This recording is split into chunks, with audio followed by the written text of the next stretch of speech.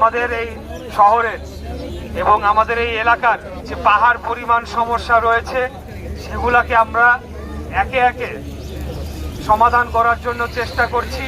আপনারা ইতিমধ্যে দেখেছেন যে 1 মাস হয় না, 1 মাস হতে চললো আমাদের সরকার গঠন করেছে, কিন্তু এর মধ্যেই আমাদের মাননীয় প্রধানমন্ত্রী দেশনায়ক তারেক রহমান অনেকগুলা উদ্যোগ নিয়েছেন।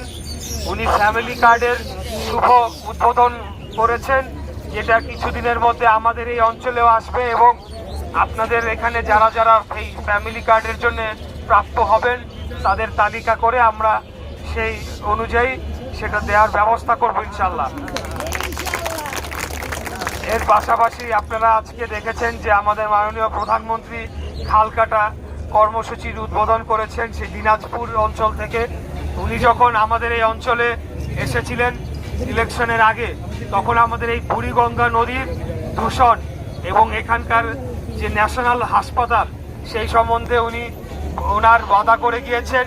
আমি আপনাদের মাধ্যমে কথা দিতে চাই যে আগামী দিনে আমরা এখানকার যে দূষণ পরিবেশ রয়েছে এই বুড়িগঙ্গা নদীর দূষণ মুক্ত করে এখানে বসবাসের যোগ্য গড়ে তুলব এবং আমাদের এই ন্যাশনাল হাসপাতাল সেটাকে এমনভাবে গড়ে তোলা হবে যাতে সকলেই অল্প মূল্যে সুলভ মূল্যে সবচেয়ে ভালো চিকিৎসাটা আপনারা পেতে পারেন, সেই ব্যবস্থা আমরা করব ইনশাআল্লাহ। আমরা এখানে আমাদের এই অঞ্চলের যে পাহাড় পরিমাণ সমস্যা রয়েছে সেগুলোকে নিরসনে আপনাদের সহযোগিতা কামনা করছি। আমরা এখানে বেকারত্ব দূর করে এখানে কর্মসংস্থান তৈরি করতে চাই। সকলেই যাতে এখানে যারা কর্ম করে তারা নিজেরা উপার্জন করতে পারেন, কেউ যাতে অভাব অনটনে না থাকেন সেটার ব্যবস্থা আমরা করতে চাই।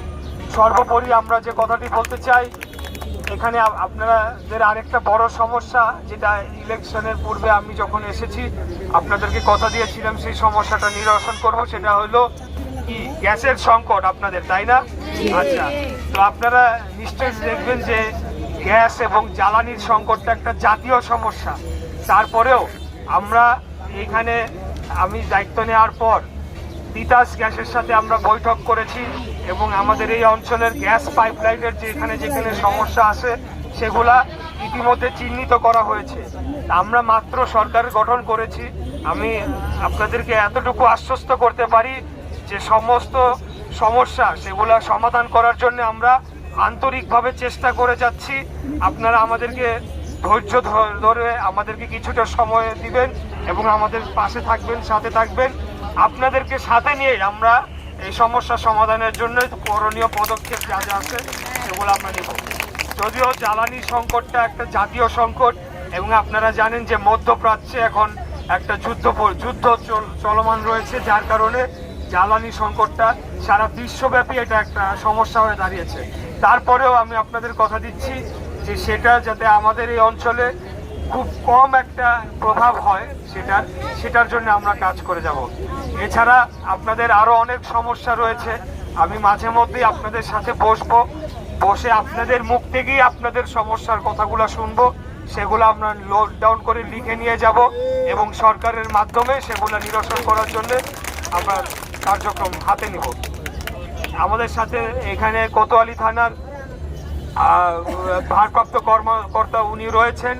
আমরা দায়িত্ব নেওয়ার পর এই ঢাকা 6 আসনের সাথে সংশ্লিষ্ট যে কয়েকটি থানা রয়েছে থানার ভারপ্রাপ্ত কর্মকর্তা এবং আরও আমাদের মহানগর পুলিশ এখানকার যে জোনগুলো আছে কর্মকর্তা তাদের সাথে বসে এখানকার আইন শৃঙ্খলা পরিস্থিতি যাতে স্বাভাবিক থাকে সেটার জন্য আমরা কঠোর বার্তা দিয়েছি।